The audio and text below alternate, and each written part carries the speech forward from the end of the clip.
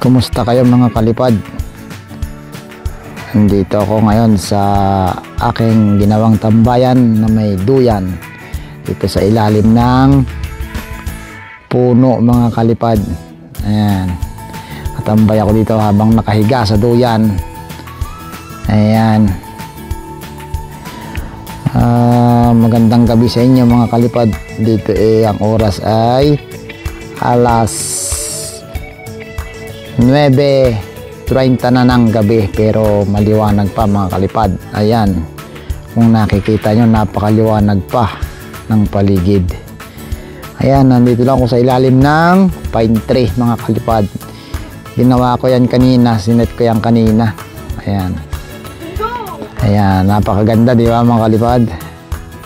Ayan, nakahiga lang ako sa duyan habang nagmumuni-muni, habang pinapraktis ang DJI Mini 4 Pro mga kalipad.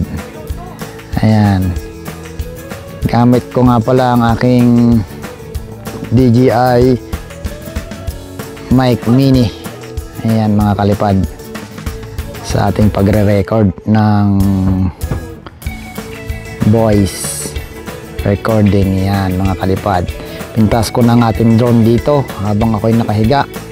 Ayan, habang siya'y papalayo ng papalayo, pataas ng pataas mga kalipad. Dito lang to sa Manning, Alberta. Ayan mga kalipad, ang sasakyan ni Mother. Ayan, yan ang bahay namin dito sa Manning, Alberta. Ayan, napakaliwanag pa, halos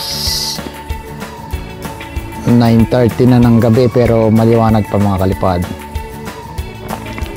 Ayan, dandahan nating ibababa ang ating drone.